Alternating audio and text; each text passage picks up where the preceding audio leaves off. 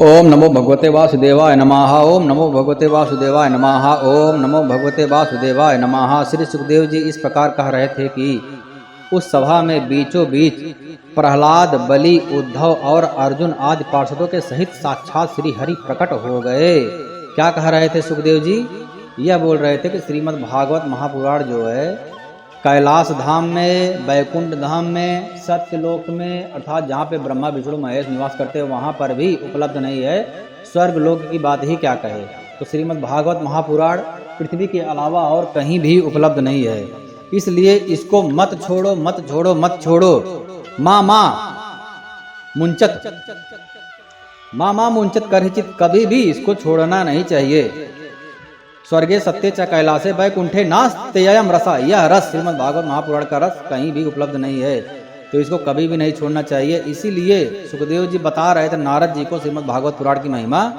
उसी बीच क्या हो गया?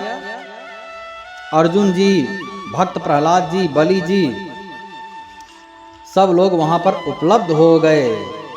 वहां पर श्री हरि भी आ गए। तब देवर्षि नारद ने भगवान उनके भक्तों की यथोचित पूजा की।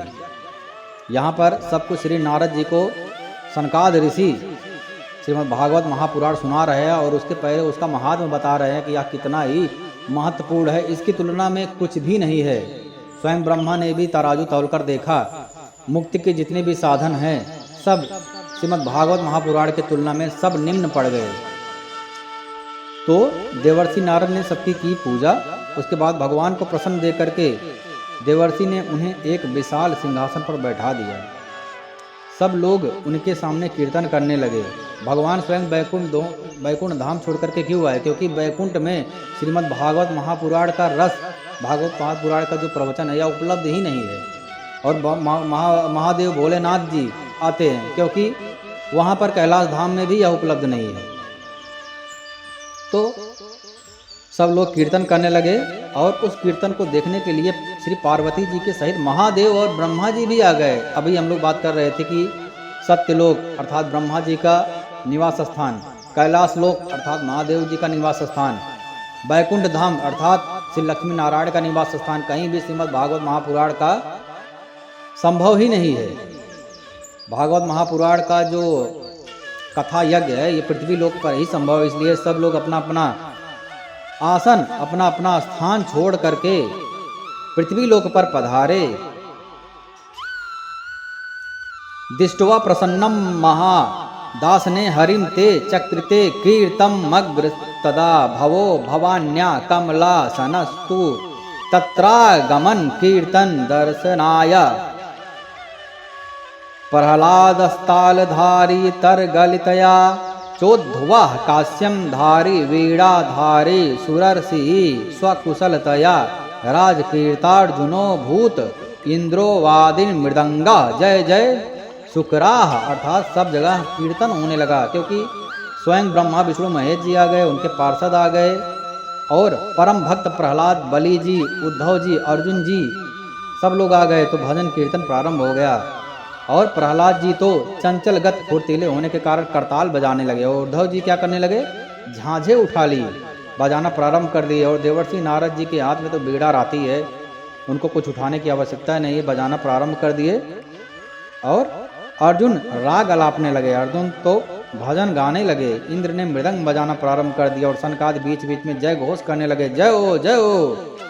इस प्रकार से संपूर्ण वातावरण बहुत ही संपूर्ण भक्तिमय माहौल से छा गया। क्योंकि यह हो रहा है, हम लोग इस समय कथा कर रहे हैं भागवत महापुराण के, इसलिए भक्ति वाला माहौल हो गया। भक्ति की तुलना में ज्ञान तो कुछ भी नहीं है, बहुत ही निम्न है। इन बीच में परम तेजस्वी भक्ति, ज्ञान और वैराग्य नटों के समान नाचने लगे। ऐसा अलौकिक कीर्तन देख करके भगवान बहुत ही प्रसन्न हो गए। इस प्रकार कहने लगे, मैं तुम्हारी इस कथा और कीर्तन से बहुत ही प्रसन्न हूँ। अभी क्या, अभी पूरा कथा अभी कुछ हुआ नहीं है, महात्म ही सुनाए हैं सनकाद ऋषि। अभी सिर्फ महात्म सुनाते हैं। सब सारे देवता, सारे ब्रह्मा विष्णु महेश, सारे भक्तगण उपलब्ध हो गए और भगवान महात्म में ही प्रसन्न हो गए। और क्या कह रहे हैं भगवान, मैं तुम्हारी इस कथा और कीर्तन से बहुत ही प्रसन्न हूँ। मत्तो वरम भाववृदात विष्णुध्वम प्रीतः कथा कीर्तनो मस्मि संप्रतम श्रुतेति तद्दाव्य प्रति प्रसन्नाः प्रेमार्ध चित्ता हर मूचिरे ते, अर्थात मैं तुम्हारी प्रसन्न हूँ और कीर्तन से, जो कीर्तन श्री अर्जुन जी आलाप रहे हैं, बहुत ही प्रसन्न हूँ तुम्हारे भक्ति भाव से। इस समय मुझे अपने वश में कर लिया है। बोला जाता है ना कि निगम का पुतुल गलतम फलम सुख मुखाद अमृत पिबत भागवत माल्या मुहुर और रसका बहु भाव कहा।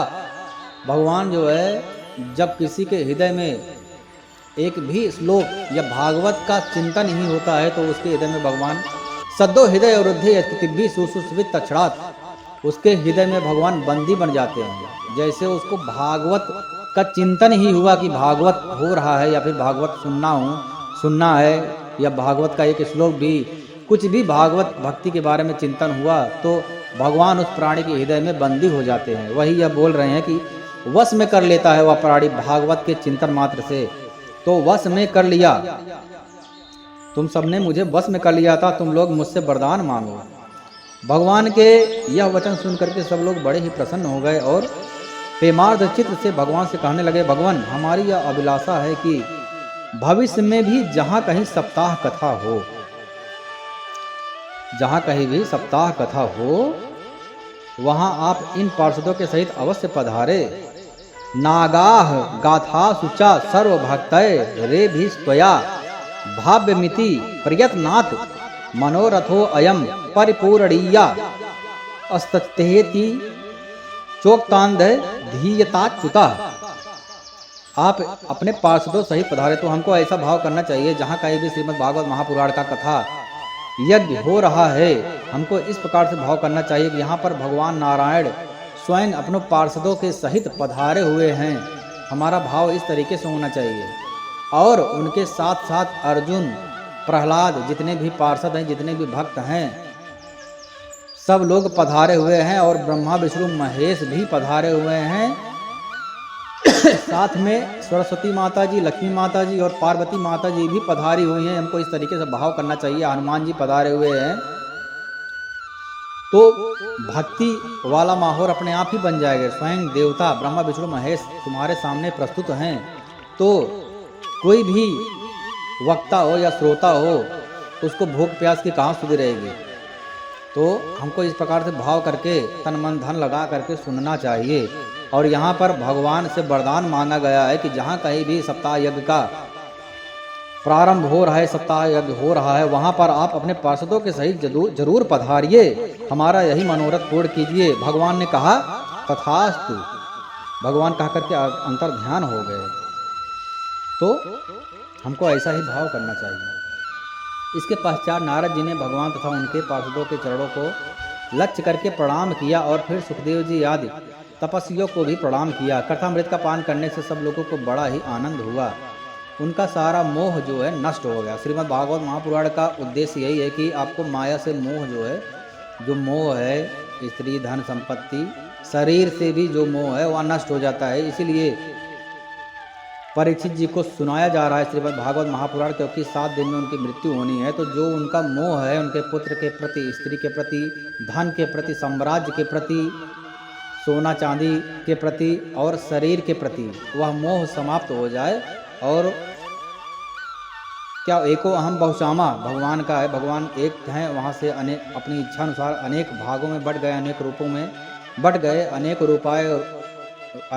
रूपाय विष्णुवे प्रभव विष्णुवे, वही बहुशामा से एको अहम में हो जाए। तो अपना जो रूप है, वास्तविक रूप, उसमें आ जाए। इसीलिए सारा मोह जो है नष्ट होना जरूरी है। और भागवत महापुराण ही एक ऐसा महापुराण है जिससे मोह जो है, शरीर तक का मोह नष्ट हो जाता है। तो यह सुनने से सारे लोगों का मोह जो है नष्ट हो गया। फिर ये सब लोग अपने अपने स्थानों को चले गए। उस समय सुखदेव जी ने भक्ति को उनके पुत्रों सहित अपने शास्त्र में स्थापित कर दिया है। और इसी से भागवत का सेवन करने से श्री हरि वैष्णव के हृदय में आ विराजते हैं। और जो लोग दरिद्रता के दुख जर की ज्वाला से दग्ध हो गए हैं, जिन्हें माया पिशाचिनी ने रौद डाला है तथा जो संसार समुद्र में डूब रहे हैं, उनका कल्याण करने के लिए श्रीमद् भागवत सिंहनाद कर रहा है। अर्थात भागवत से उत्तम कोई भी साधन नहीं है। हर प्रकार की सुविधा प्रदान करने में समर्थ है, मुक्ति देने में समर्थ है, माया को नष्ट करने में समर्थ है, दुख दूर करने में समर्थ है, दरिद्रता दूर करने में समर्थ है, हर प्रकार का आनंद प्रदान करता है। श्रीमद् भागवत महापुराण, श्रीमद् भागवत महापुराण की जय हो, श्रीमद् भागवत महापुराण की जय हो, श्रीमद् भागवत महापुराण की जय हो।